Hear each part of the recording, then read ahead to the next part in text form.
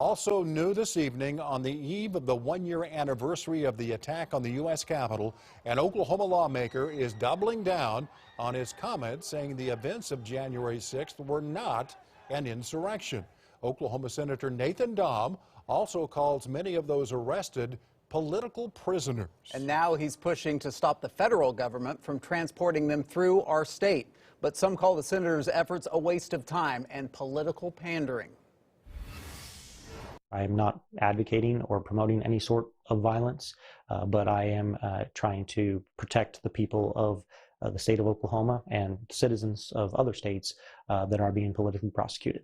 Republican Senator Nathan Dahm defending what some might call inflammatory language used in describing Senate Bill 1166. He says it prevents the federal government from transporting those charged with January 6th crimes through Oklahoma. Doing so, Dahm says, is a question of states' rights. The feds believe that they can dictate how the states operate. They are supposed to work for us, not the other way around. In the past year, 725 people have been charged with crimes related to the attack, 75 of them accused of having a deadly weapon. Many of the people that entered the Capitol were patriots.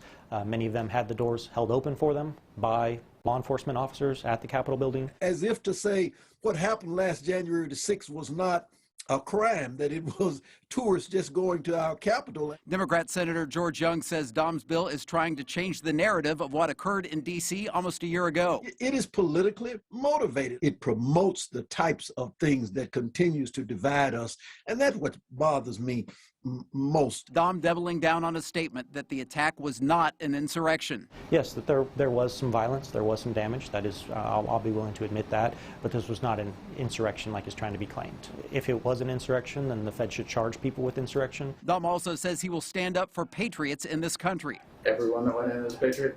I wouldn't make the claim that everyone was, because it seems like there was actually some potential federal instigators and federal informants that were involved. Looking at video, there was a lot of violence. People were killed, people were hurt.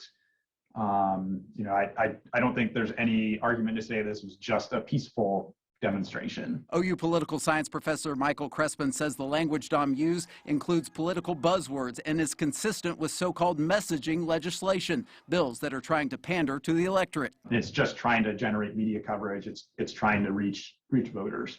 How much is this what you truly believe? How much is this what you think your constituents believe? Both. I mean, I've heard this from quite a few people across the state of Oklahoma that are concerned with how people are being treated. Well, some are estimating $1.5 million in damages at the U.S. Capitol last year. Lawmakers will be back at the state capitol February 7th. Senator Dahm tells me expect more similar legislation from him the closer we get to opening of session.